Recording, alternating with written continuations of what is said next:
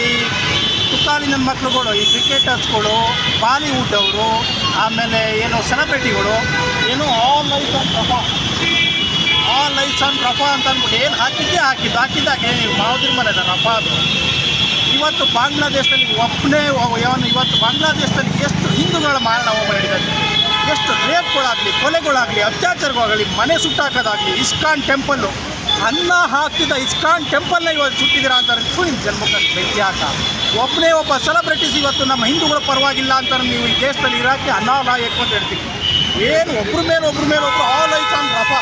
ಅವ್ರ ಕಣ್ಣಿಗೆ ಅದೇ ಕಾಣಿಸೋದು. ಅವ್ರ ಅತ್ತೆ ಮನೆನ ಅನ್ನ ಕೊಡ್ತಾರೆ. ದೇಶನ ಅದು ಅವ್ರು ಇವತ್ತು. ಬಾಂಗ್ಲಾದೇಶದ ಒಬ್ಬ ಬಾಂಗ್ಲಾದೇಶದ ಹಿಂದೂಗಳ ಪರವಾಗಿ ಯಾವನು ಇವತ್ತು ಧ್ವನಿ ಎತ್ತಿಲ್ಲ. ಕ್ರಿಕೆಟರ್ಸ್ಗಳಾಗಲಿ, ಇವರು ಸೆಲೆಬ್ರಿಟಿಗಳು, ನಾವು ಪಿಕ್ಚರ್ ನೋಡ್ತಾ ಇರೋ ದುಡ್ಡನ್ನು ನೀವು ಬದುಕ್ತಾ ಇರೋದು, ನಮ್ಮ ದೇಶದಲ್ಲಿ ನೀವು ಬದುಕ್ತಾ ಇರೋದು, ನಮ್ಮ ಹಿಂದೂಗಳಿಗೋಸ್ಕರ ಧ್ವನಿ ಎತ್ತಬೇಕಾಗಿರ್ತೀನಿ. ಪ್ರತಿಭಟನೆ ಮುಂದುವರಿಸ್ತಾ ಇದ್ದೀವಿ.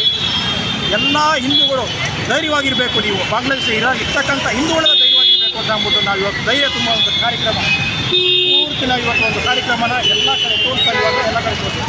ಜೈ ಶ್ರೀರಾಮ್, ಭಾರತ್ ಮಾತಾ ಕಿ ಜೈ, ವಂದೇ ಮಾತರಂ. ಇವತ್ತು ಪ್ರಧಾನಮಂತ್ರಿಗಳಲ್ಲಿ ಇರ್ತಕ್ಕಂಥ ಪ್ರಧಾನಮಂತ್ರಿಗಳೇ ಇವತ್ತು ಏನು ಹಿಂಸಾಚಾರ ನಡೀತಿದೆ, ಇವತ್ತಿಗೆ ಈ ಕ್ಷಣದಿಂದಲೇ ಕೈ ಬಿಡಬೇಕು. ಇವತ್ತು ನಮ್ಮ ಹಿಂದೂಗಳಿಗೆ ರಕ್ಷಣೆ ಆಗಬೇಕು ಅಂದ್ಬಿಟ್ಟು ನಾವು ಈ ಮುಖಾಂತರ ಕೇಳ್ಕೊಳ್ತೀವಿ. ಭಾರತ್ ಮಾತಾ ಕಿ ಜೈ, ಜೈ ಹಿಂದ್, ಜೈ ಶ್ರೀರಾಮ್.